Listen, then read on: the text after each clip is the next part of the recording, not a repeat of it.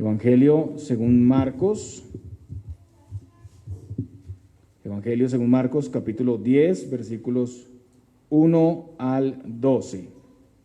Levantándose de allí, vino a la región de Judea y al otro lado del Jordán, y volvió el pueblo a juntarse a él, y de nuevo les enseñaba como solía. Y se acercaron los fariseos y le preguntaron para tentarle si era lícito al marido repudiar a su mujer. Él respondiendo les dijo: ¿qué os mandó Moisés? Ellos dijeron: Moisés permitió dar carta de divorcio y repudiarla. Y respondiendo Jesús les dijo: por la dureza de vuestro corazón os escribo este mandamiento.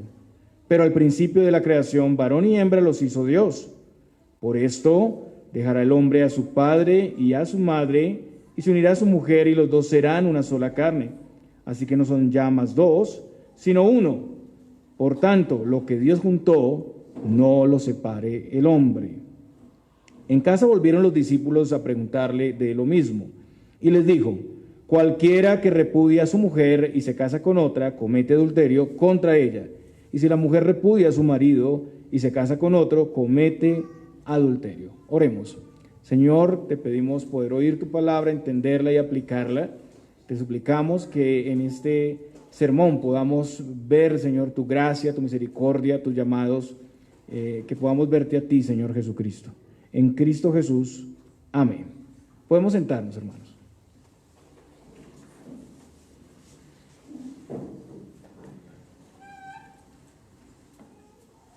Muy bien, hermanos. Como veníamos viendo en el contexto, el Señor iba rumbo a Jerusalén. En Jerusalén el Señor iba a ser sacrificado.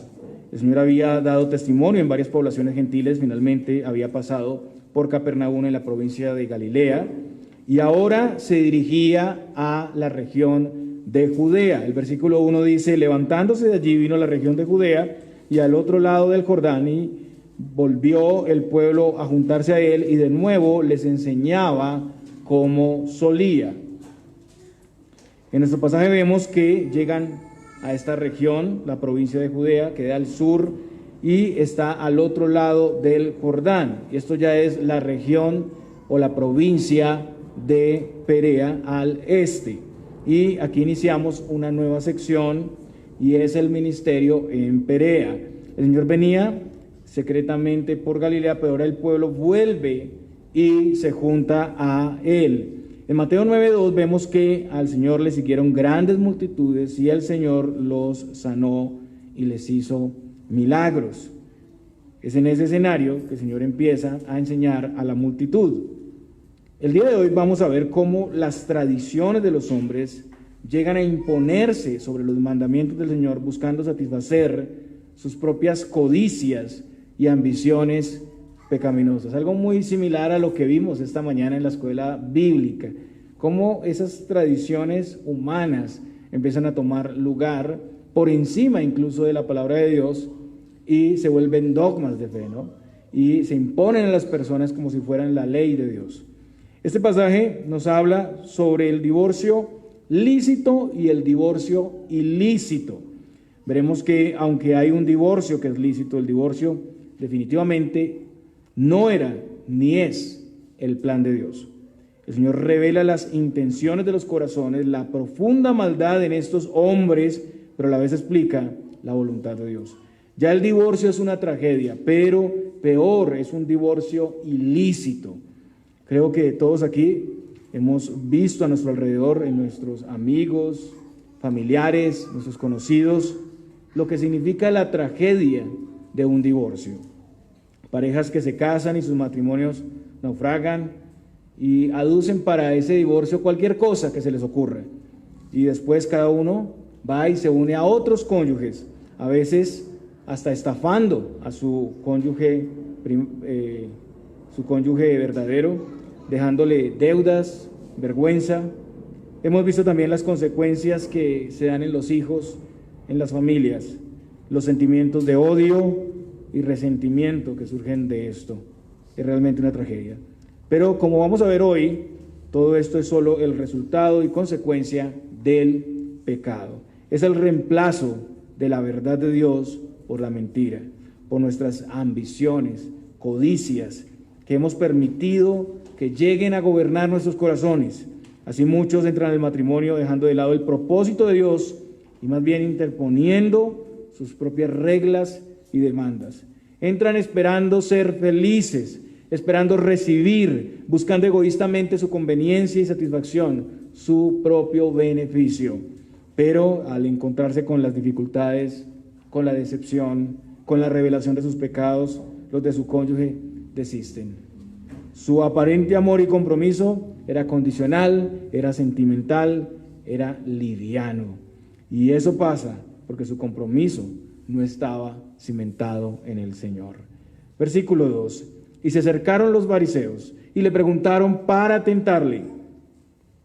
De nuevo, están aquí los fariseos, le preguntan al Señor, ellos quieren atacarle, quieren provocar una respuesta para luego desacreditarlo. Ya vamos a ver por qué. Recordemos que fariseo significa separar, eran separatistas. Ellos se separaban especialmente para observar todas las reglas y normas, especialmente se separaban de los pecadores.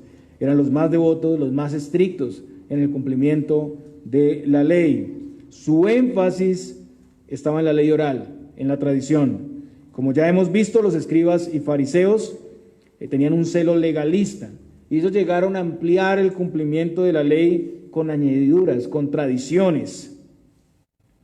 Y además para este tiempo ellos se basaban en la interpretación de los rabinos más reconocidos de la época, Hillel y Shammai. Estos rabinos eran los que determinaban el marco en el que se debía entender, en el que se debía interpretar la ley de Dios, la palabra de Dios. Pero como vemos aquí, estas interpretaciones estaban completamente erradas, eran pretenciosas. Y la pregunta de los fariseos es, si era lícito al marido repudiar, dejar a su mujer. Esto era algo ya que se conocía en el Antiguo Testamento, era claro la doctrina del matrimonio en el Antiguo Testamento, pero los fariseos llegaron a una práctica acomodada, reducida, distorsionada. Entonces, como era algo conocido y el Señor quería aclarar el tema sin caer en su trampa, el Señor les responde, ¿qué os mandó Moisés? Ellos dijeron, Moisés permitió dar carta de divorcio y repudiarla. Y este pasaje hace referencia a Deuteronomio capítulo 24. Ustedes pueden ir ahí a ese texto que dice, cuando alguno tomare mujer y se casare con ella, si no le agradare por haber hallado en ella alguna cosa indecente, le escribirá carta de divorcio y se la entregará en su mano y la despedirá de su casa. En este pasaje se habla de divorcio por causa de encontrar en el cónyuge, dice aquí, alguna cosa indecente. Y ese era el problema, lo que ellos interpretaron como una cosa indecente. El punto es que una cosa indecente, pues no hace referencia al adulterio físico. ¿Por qué? ¿Por qué no hace referencia al adulterio físico? Porque el adulterio físico en el Antiguo Testamento, ¿cómo era penado? Con la lapidación. Entonces aquí una cosa indecente, en el Antiguo Testamento no está hablando de adulterio o fornicación, porque eso era penado con la muerte. Deuteronomio 22:13 dice, cuando alguno tomare mujer y después de haberse llegado a ella, la aborreciere y le atribuyere faltas que den que hablar y dijere, a esta mujer tomé y me llegué a ella y no la hallé virgen, entonces el padre de la joven y su madre tomarán y sacarán las señales de la virginidad de la doncella a los ancianos de la ciudad en la puerta, y dirá el padre de la joven a los ancianos, yo di mi hija a este hombre por mujer y él la aborrece. Y aquí él le atribuye faltas que dan de qué hablar diciendo, no he hallado virgen a tu hija, pero ved aquí las señales de la virginidad de mi hija, y extenderán la vestidura delante de los ancianos de la ciudad. Entonces los ancianos de la ciudad tomarán al hombre y lo castigarán, y le multarán en 100 piezas de plata, las cuales darán al padre de la joven, por cuanto esparció mala fama sobre una virgen de Israel, y la tendrá por mujer, y no podrá despedirla en todos sus días. Mas si resultare ser verdad que no se halló virginidad en la joven, entonces la sacarán a la puerta de la casa de su padre y la apedrearán los hombres de su ciudad y morirá por cuanto hizo vileza en Israel, fornicando en casa de su padre. Así quitarás el mal de en medio de ti. Si fuere sorprendido alguno acostado con una mujer casada, con marido, ambos morirán, el hombre que se acostó con la mujer y la mujer también. Así quitarás el mal de Israel. Entonces, era penado con la muerte tanto la fornicación como el adulterio. En el hebreo, una cosa indecente puede hacer referencia a la exhibición vergonzosa del cuerpo, la falta de pudor y modestia. Es posible que por temor al castigo del adulterio, o sea, la muerte aquí, como vimos, lo que podía darse en los que no llegaban a ese punto era un comportamiento indecoroso, seductor hacia otra persona, pero realmente no se sabe, no es muy seguro. Hasta el momento los teólogos no tienen un consenso, en lo que esto puede significar. Y algunos judíos llegaron a definirlo entonces a su acomodo. Entonces, como no es tan claro, entonces ellos lo definieron a su acomodo. En Mateo 19:3, que es el pasaje paralelo a nuestro texto, los fariseos le preguntaron a Jesús así, miren, ¿es lícito al hombre repudiar a su mujer por cualquier cosa? Esa era la idea. Ellos llegaron a pensar que cualquier causa era útil para solicitar el divorcio. Ese era el problema. La mujer no podía divorciarse por ningún motivo entre los judíos, pero los hombres llegaron a pensar que podían hacerlo por cualquier razón. Hoy en día pasa algo similar, solo que tanto mujeres como hombres en muchos casos buscan el divorcio por cualquier cosa. Hay cosas que dan como razón para divorciarse. Algunos apelan a la incompatibilidad de caracteres, ¿no? Diciendo que eso es lo normal, ¿no? Debe haber incompatibilidad para poder crecer juntos. O que se les acabó el amor, algo totalmente irrazonable, si es una relación de construir el amor. O insatisfacción sexual, problemas económicos, incomprensión, intervención de los suegros. Algunos llegan a separarse hasta por los ronquidos de su cónyuge, por gustos contrarios, por desorden. Algunos están incluso con la maleta lista desde que se casan. Y no niego aquí que hay razones de peso para las separaciones preventivas por violencia, abuso, peligro de muerte, aunque no es el tema de hoy. Hoy vamos a hablar sobre el tema del divorcio lícito e ilícito.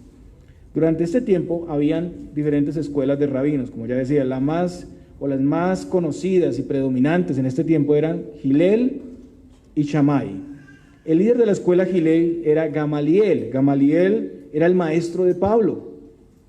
Y esta escuela creía en el divorcio por cualquier razón. Por ejemplo, si a la esposa se le dañaba una comida por ponerle mucha sal, él podía solicitar el divorcio.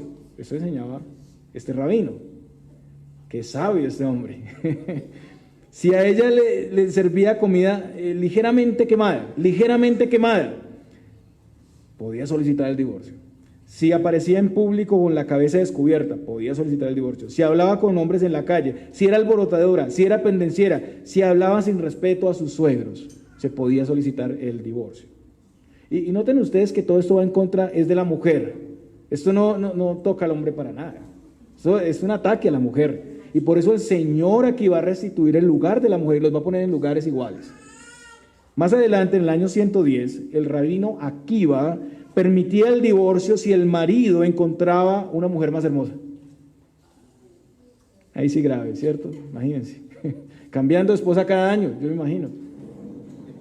Pero la escuela Shammai creía que el divorcio podía darse solo por adulterio físico o por inmoralidad sexual. Pero ya sabemos, como acabo de decir, que eso no podía darse en el Antiguo Testamento porque el matrimonio finalizaba con la muerte del infiel, era apedreado, ¿cierto? Y quedaba la persona libre para casarse de nuevo. Entonces, ni Shammai ni Hillel tenían razón en el caso del Antiguo Testamento. Entonces, cualquier posición que el Señor aceptara aquí era una trampa.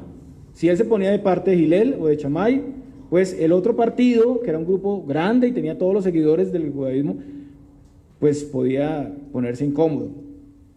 Ahora, si tomaba una posición que afectara a la mujer, pues Jesús tenía entre sus seguidores muchas mujeres también. Entonces era una trampa. El divorcio aquí implica una disolución total, completa del vínculo matrimonial, porque era para casarse con otro. Eso lo debemos tener claro. Ahora, hablemos sobre la carta de divorcio. ¿Qué era esto? La carta de divorcio, como dije, fue una concesión a causa del pecado. La carta de divorcio tenía el propósito de evitar llegar al divorcio. Tenía el propósito de preservar la relación matrimonial y tenía el propósito de proteger a la mujer y a la familia. Pero se dio también para permitir el nuevo matrimonio. Los judíos de ese tiempo no solo estaban abandonando ilegítimamente a sus cónyuges, sino que además las estaban dejando en una terrible situación. Las mujeres no tenían suficientes recursos, eran dependientes de sus esposos y sin una carta de divorcio quedaban desamparadas, sin la posibilidad de casarse legalmente otra vez. Entonces eso era una crisis social, era grave, por eso Moisés dio la carta de divorcio. Moisés mandó a dar la carta de divorcio, dice aquí, por la dureza de sus corazones. Por la dureza de sus corazones, fue una concesión por la dureza y terquedad de sus corazones, porque los hombres estaban dejando a sus esposas por cualquier razón, por cualquier cosa, como ya vimos. Como último recurso, por la realidad del pecado y para regular esa situación y evitar consecuencias más catastróficas en la sociedad de este tiempo, Moisés hizo esa concesión, lo permitió, no lo mandó, lo permitió, no lo mandó. No era lo ideal, no era lo que Dios deseaba. La carta de divorcio evitaba que la mujer quedara abandonada, desprotegida, y entonces le permitía volverse a casar. Pero la idea original del mandamiento tenía precisamente el propósito de evitar ese divorcio, sino que buscaba la reconciliación. En Deuteronomio 24 leemos lo siguiente, 24, 1 al 2. Le escribirá carta de divorcio y se la entregará en su mano y la despedirá de su casa, y salida de su casa podrá ir y casarse con otro hombre. Noten aquí el proceso. Mientras escribía esta carta, el hombre, redactando su contenido, luego cuando la entregaba en su mano, porque debía dársela personalmente, y cuando la despedía permitiéndole ser libre para casarse con otro hombre sin poder volver a recuperarla, eran situaciones que tenían que llevarle a pensar mejor las cosas. Le permitían ver las implicaciones radicales de ese acto. Él no podía volver otra vez a esa primera esposa. No podía volver otra vez. La mujer tendría un documento legal que decía que ella era libre para casarse con otro hombre sin ser acusada de adulterio. Quedaba libre. Y el esposo debía ser consciente que incluso si el otro esposo la repudiaba o moría, como dije, no la podía volver a tomar. Es lo que dice Deuteronomio 24, 3 y 4. Pero si la aborreciese este último, o sea, noten que era una práctica, aborrecer y aborrecer, o sea, era posible que el otro también la aborreciera. Y le escribiera carta de divorcio, este segundo esposo, y se la entregara en su mano y la despidiera de su casa, o si hubiera muerto el postrer hombre que la tomó por mujer, no podrá su primer marido, que la despidió, volverla a tomar para que sea su mujer después que fue envilecida, porque es abominación delante de Jehová, y no has de pervertir la tierra que Jehová tu Dios te da por heredad. Nunca más podrían volver a ser esposos. Aún si ella viene con una carta de divorcio del esposo que tiene, no podría volverla a tener. Y eso debía limitar, todos estos pasos debían limitar, refrenar, llevar a pensar y volver a la reconciliación. Pero los escribas y fariseos no vieron eso como un llamado a preservar sus matrimonios, sino que pensaban que mientras dieran la carta de divorcio podían dejar a sus cónyuges y seguir haciendo lo mismo cuantas veces quisieran. El punto es que Dios no quiso ni mandó el divorcio. Su propósito era precisamente lo contrario, que no se divorciaran. Dios, hermanos, aborrece el divorcio. Malaquías 2:16 dice, porque Jehová Dios de Israel ha dicho que él aborrece el repudio y al que cubre de iniquidad su vestido. Dijo Jehová de los ejércitos. Guardaos pues en vuestro espíritu y no seáis desleales. Ese es el pecado que se está dando aquí, la deslealtad. La respuesta de Jesús al argumento de los fariseos para repudiar a su mujer fue: por la dureza de vuestro corazón os escribió este mandamiento. No fue mandado por Dios, sino fue permitido por Moisés, por dureza de corazón, para evitar una situación peor. Fue una concesión. Y el Señor aquí apela al orden del principio. Marcos 10, 6 al 9. Pero al principio de la creación, varón y hembra los hizo Dios, por esto dejará el hombre a su padre y a su madre y se unirá a su mujer, y los dos serán una sola carne, así que no son ya más dos, sino uno. Por tanto, lo que Dios juntó, no lo separe el hombre. Entonces, antes de la concesión y regulación de Moisés con la carta de divorcio, el Señor había establecido la importancia del pacto matrimonial. El principio es claro, el matrimonio implica unión, implica una sola carne. Esa unión es muy profunda, es un vínculo en una sola carne, uno solo. El propósito del Señor es permanecer en esa unidad. Porque Dios los juntó, por lo tanto, ningún hombre los puede separar. Deben permanecer en esa unidad hasta que la muerte los separe. Esto es también la explicación a la pregunta que generalmente se hace sobre la poligamia en el Antiguo Testamento. El Señor no mandó eso. El Señor creó a Adán y Eva, no creó a Adán con varias mujeres. Ese es el mismo argumento. Al principio no fue así.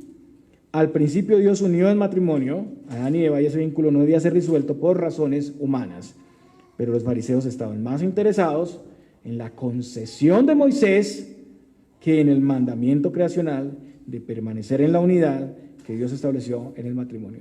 Y es que es claro el daño social que se estaba dando a causa de esto. Los mismos fariseos con la mínima piedad podían ver que abandonar a la mujer de su juventud era un pecado gravísimo, pero no hicieron caso. La carta de divorcio fue dada para regular, para reglamentar la situación que resultó del pecado, de la dureza de sus corazones. ¿Y qué es dureza de corazón? Insensibilidad a la justicia, falta de temor de Dios, rechazo del mandamiento de Dios, falta de amor al prójimo. Dios no mandó el divorcio porque ese no era su propósito, y mucho menos por cualquier razón, porque se le quemara la comida o que le pusiera mucha sal. Eso es absurdo. El Señor buscaba el perdón, el amor y la reconciliación. El Señor deseaba la resolución de los conflictos que claramente tienen que darse en el matrimonio. Eso no es una sorpresa. No hay matrimonios perfectos, pero siendo creyentes tenemos todo lo necesario para mantener nuestros matrimonios, para servirnos mutuamente, para perdonar, para ceder y humillarnos y ser santificados por el Señor en medio de esa relación. Debemos ser conscientes que nos casamos con el propósito de servir a una persona pecadora, con defectos. Y la convivencia marital va a hacer que nuestros pecados salgan a flote, que se vean incluso más grandes, más evidentes. El matrimonio nos provee el escenario perfecto para abandonar ese egoísmo y reconocer todas nuestras faltas. ¿Cómo debe amar el esposo? Debe amar como Cristo amó a su iglesia. ¿Y cómo Cristo amó a su iglesia? La amó a pesar de sus pecados, la perdonó. Eso es el Evangelio, hermanos. Es aplicar el Evangelio a esta relación maravillosa. ¿No la abandona? ¿Cristo abandona a su iglesia? No, ni se cansa de ella. ¿Y será que la iglesia es perfecta? ¿No le es infiel muchas veces? Pero el Señor es fiel a su promesa. La amó tanto que murió por ella, dio su vida por ella, antes de dejarla, dio su vida por ella, la sustenta y la protege. Es lo que vemos en Efesios 5:18, 5 del 28 al 29, que lo pueden leer en sus casas. Cristo se negó a sí mismo, su amor fue incondicional, su amor no depende de la respuesta del pecador. No amo a mi cónyuge porque siempre me satisface y porque siempre sea bien conmigo. No busco estar satisfecho sino satisfacer, es lo que debe buscar el marido. Mostramos a plenitud esa imagen cuando en el matrimonio permanecemos y vivimos según el Evangelio. Entonces somos llamados aquí a examinar nuestros matrimonios para ver si estamos implementando el ejemplo de Cristo, pero no mirando los errores de nuestro cónyuge sino los nuestros. Tener una cosmovisión correcta del matrimonio y de todas nuestras relaciones a la luz del Evangelio. Eso es lo que se nos muestra aquí. Tenemos que mirar que qué estamos nosotros dejando, permitiendo para tal vez sacar provecho. Todos deben revisar si en el trato de sus cónyuges están viendo a la mujer como inferior, están imponiendo y abusando de su autoridad como un dictador, o están abdicando también de su rol, si están amando como Cristo amó a su iglesia. Pero además de estos propósitos, hermanos, el Señor buscaba una descendencia para Él. Él los hizo uno, como dice Malaquías 2:15, porque buscaba una familia para Dios, una descendencia, hijos que glorifiquen a Dios, creados a la imagen y semejanza, ahí para glorificar al Señor. La familia es ese fundamento de la sociedad, pero ¿qué pasa en una sociedad como esta, que estaban cambiando de esposa cada rato? porque se le quemaba el arroz o porque algo le quedaba mal hecho, ¿cierto? Qué triste, ¿no? Que a causa de cosas tan generales se estaba dejando a los cónyuges. ¿Cuáles serían las implicaciones? Hijos desamparados, mujeres sin ningún tipo de protección, familias disueltas por cualquier capricho. Entonces, una muestra de egoísmo, de enemistad, de falta de misericordia y lealtad. Y aquí termina la respuesta de los fariseos. Ahora, Marcos enseña que los discípulos le preguntan algo en privado al Señor, y es sobre el mismo tema. Ellos quedaron con la duda. En casa, volvieron los discípulos a preguntarle de lo mismo. Y les dijo: cualquiera que repudia a su mujer y se casa con otra, comete adulterio contra ella, y si la mujer repudia a su marido y se casa con otro, comete adulterio. Entonces, parece que aquí los discípulos se identificaban con la posición de Gilel, donde se puede dejar a la esposa por cualquier cosa. En el pasaje paralelo en Mateo 19:9, vemos la única razón lícita para el divorcio. Dice: y yo os digo que cualquiera que repudia a su mujer, salvo por causa de fornicación, y se casa con otra, adultera, y el que se casa con la repudiada, adultera. Mateo 5:32 también enseña lo mismo, a no ser por causa de fornicación. Entonces, la causa viable para permitir el divorcio de la fornicación es la palabra porneia, y se refiere a todo acto sexual ilícito. Entonces, se permite el divorcio para la parte inocente en caso de fornicación, pero el divorcio no es mandado, sino permitido para la parte inocente. Cualquier otra cosa que se argumente para el divorcio es ilícita. Es necesario tener cuidado en interpretar cualquier tentación o debilidad pecaminosa que no sea la consumación de un acto sexual físico con otra persona como razón de divorcio. Y los hombres siempre van a estar buscando razones adicionales para justificar el divorcio. Ahora, sin embargo, aunque hay una razón que es la infidelidad conyugal consumada, pues esto es lo último que nosotros deberíamos buscar, sería el último recurso. Deberíamos hacer más énfasis en la reconciliación del matrimonio que en las salidas legales. Muchos se ponen a buscar, déjenme ver qué es lo que dice la palabra para mirar a ver si tienen argumentos para divorciarse. Pero estaríamos actuando como los fariseos, apoyándonos en las concesiones que da la ley en casos extremos, en vez de mirar el evangelio que nos enseña el amor que espera, que soporta, que trata, que restaura. El cónyuge que perdona la infidelidad está imitando a Dios, que ha perdonado a su pueblo infiel. Hay personas que permiten la práctica del pecado sexual de sus cónyuges y se hacen cómplices de su pecado, y pues no necesariamente deben solicitar el divorcio. Los cónyuges están obligados a tratar con el pecado, a denunciarlo, y si es el caso, se debe aplicar la disciplina eclesiástica. Ahora, también, como ya lo dije al principio, es importante considerar que había un castigo en la ley de Moisés para el adulterio, y era la lapidación. Y usted dirá, bueno, pues eso ya no aplica hoy en día, o sea que el adulterio es algo normal, pero no es así. En la legislación tenía un propósito, la de Israel tenía un propósito temporal y solamente con un cuerpo político, pero hoy en día en el nuevo pacto, esas leyes, aunque expiraron con ese pueblo, sabemos que la paga del pecado es muerte. O sea, la connotación para el que peca de esa manera es muerte a la luz de los ojos de Dios, a la luz de la palabra. El Señor, hermanos, juzgará el adulterio. Ese pecado sigue siendo grave y sigue teniendo terribles consecuencias para todos en nuestra sociedad. Que nadie piense que si no muere instantáneamente, o si es próspero como divorciado ilegítimamente, porque muchos se apoyan en eso, no, pues me está yendo bien porque soy divorciado, ilegítimamente, pero me está yendo bien, entonces Dios me está bendiciendo. Piensan que todo está bien delante de Dios, pero no es así. En el caso lícito, el que se divorcia no peca, y entendemos que es libre para volverse a casar. La palabra traducida para repudiar o divorciar es apoluo, que significa dar libertad. Y esa palabra era usada cuando alguien era dejado libre del servicio militar y podía volver otra vez a su vida normal, común. Te quedaba libre, como libre de un contrato, y ya no tiene más responsabilidad. Esa persona debía ser recibida, debía ser aceptada por la iglesia sin ningún tipo de acepción, pero de nuevo, cuando la razón es correcta y cuando se ha terminado oficialmente la relación anterior. No subestimemos los conductos legales, no cubramos bajo la gracia lo que es claramente un pecado. Volviendo al versículo 11, ¿qué pasa con las partes en un divorcio que no es correcto? El Señor lo explica.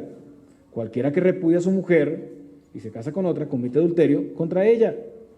El Señor explica que si el divorcio no es por la causa que estamos dando aquí bíblica, la fornicación, que es lo que vimos en Mateo 19:9, el que se divorcia así ha pecado contra su cónyuge al repudiarle y no puede volverse a casar sin adulterar.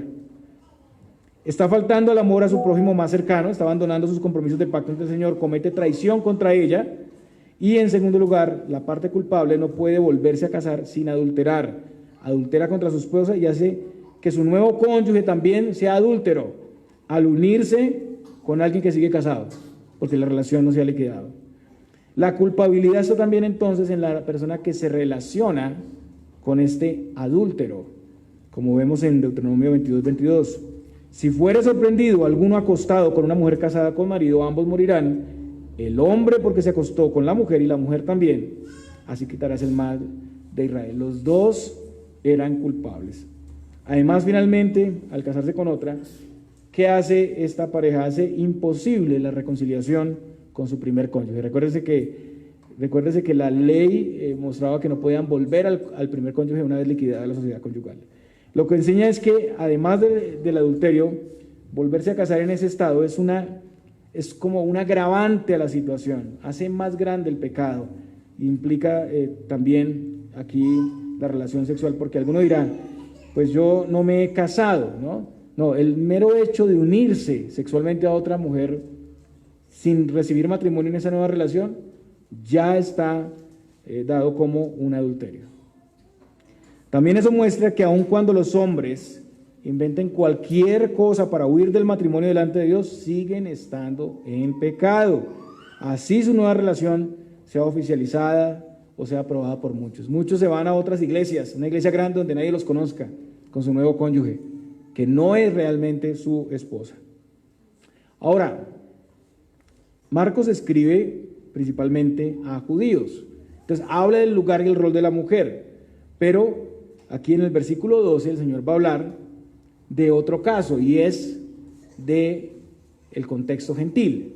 Y si la mujer repudia a su marido y se casa con otro, comete adulterio.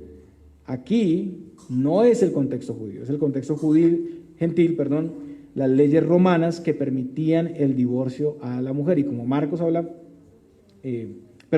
estaba hablando a judíos y Marcos habla mayormente a gentiles, entonces Marcos incluye esta connotación aquí con relación a los romanos.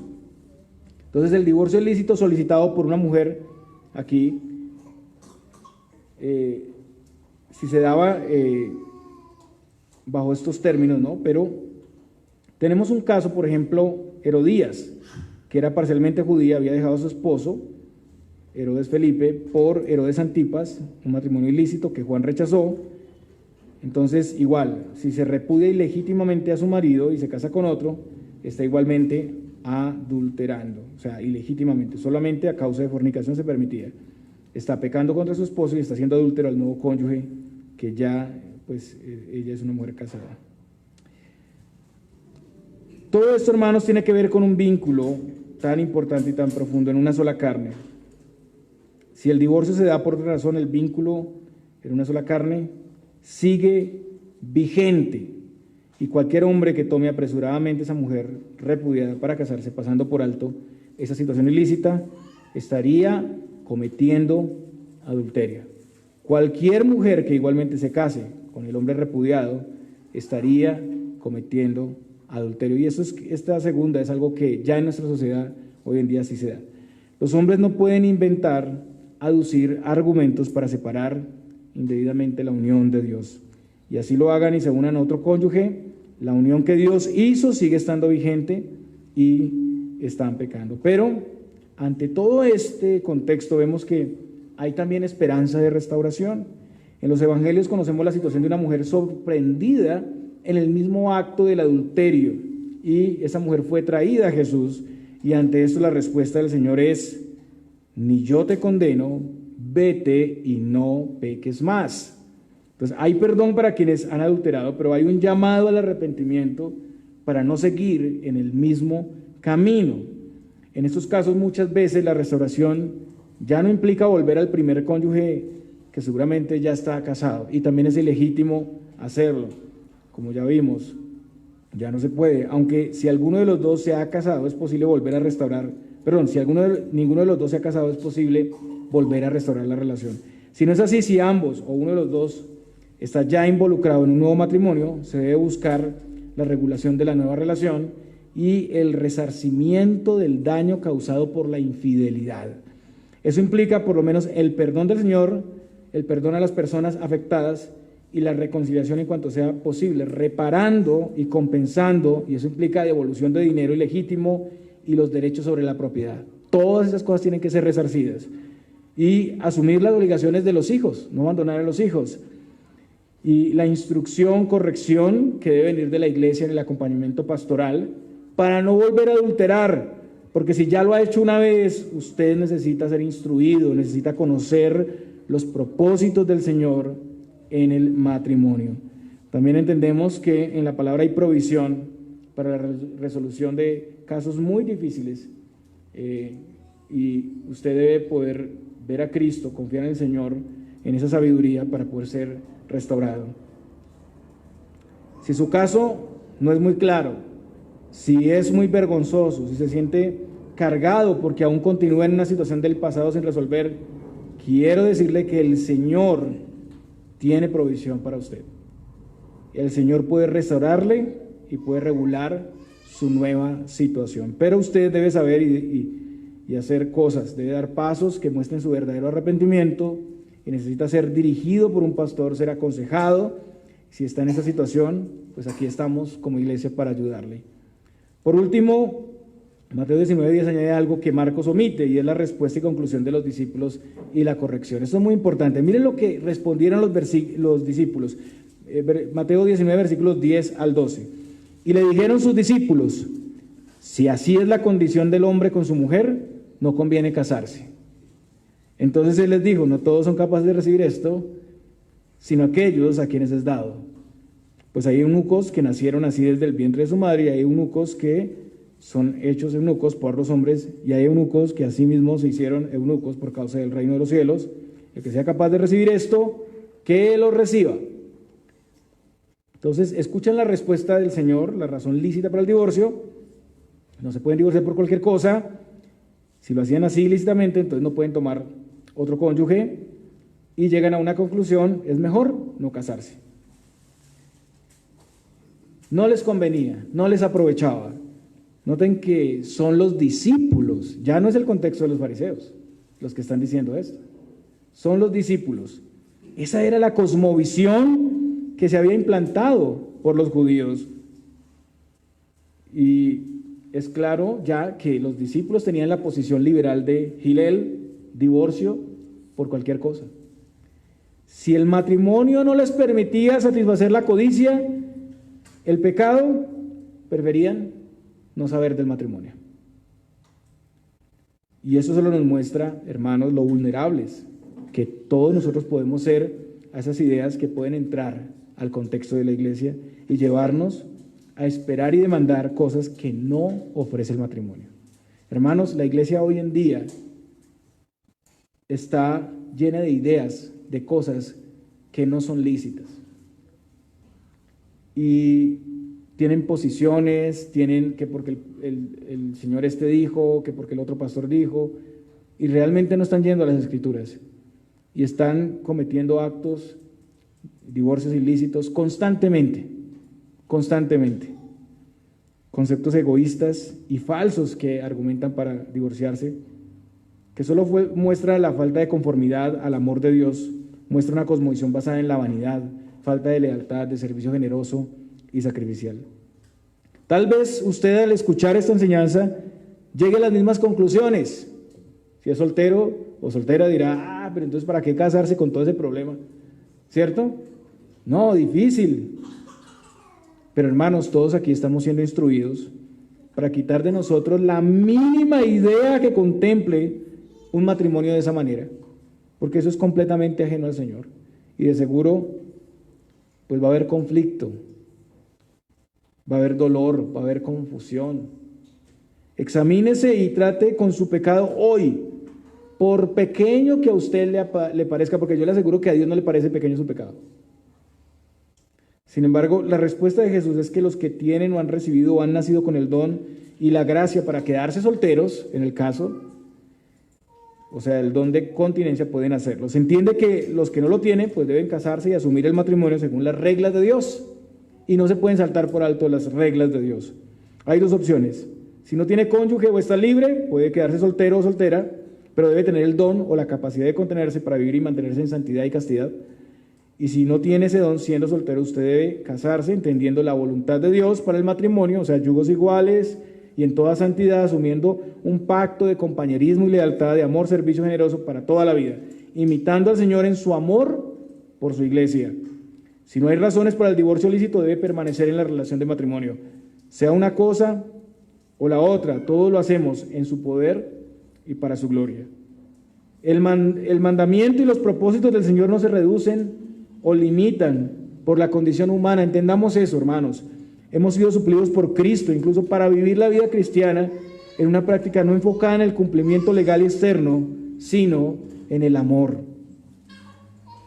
En conclusión, hermanos, los solteros y los casados deben tener en alta estima, en honra, el matrimonio. No se deje llevar por el mundo y la secularización de las cosas sagradas. Si usted está soltero o soltera y se piensa casar, debe preocuparse por escoger bien a su cónyuge. Eso incluye su personalidad, su fe, su comportamiento. Y no unirse en yugo desigual. Debe considerar más las virtudes de la fe que la belleza física. Y aún si es creyente, usted debe conocer su pasado. Si no está comprometido con alguien, si es divorciado, si fue un divorcio lícito.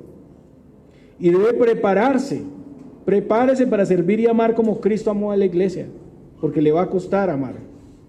Los solteros deben estar bajo consejo y autoridad. Las señoritas deben buscar el consejo de mujeres casadas sabias en la congregación. Si usted es soltero o soltera y aún no se ha casado, debe pensar en su castidad, en el correcto uso de su tiempo. Debe ser aconsejado, aconsejada, pastoreados. Los casados deben cuidar de sus matrimonios y no ampararse en el divorcio, lícito o ilícito, como una salida rápida. Deben conocer que solo a causa de infidelidad puede solicitarse el divorcio, pero ni siquiera lo deberían considerar como la primera opción. Los cónyuges no deben olvidar ni confundir los roles dados por Dios. No deben descuidar su vida conyugal. Los casados deben profundizar más en el evangelio de gracia, en el perdón y la misericordia del Señor para con nosotros. Los matrimonios no deben descuidar su comunión con Dios, con la iglesia. Deben someterse a la consejería, dar cuentas, estar bajo autoridad del consistorio. Ustedes necesitan ser escuchados, necesitan ayuda para tratar sus áreas, necesitan la sabiduría de sabios consejeros. Ser sinceros con sus debilidades y pecados, no ser pretenciosos, no ser jactanciosos. Deben tratar sus problemas, no simplemente ignorarlos o esconderlos. El Señor, hermanos, nos dé esa gracia, nos ayude a batallar con nuestros deseos de la carne, nos ayude a entender los propósitos santos que Él tiene en el matrimonio.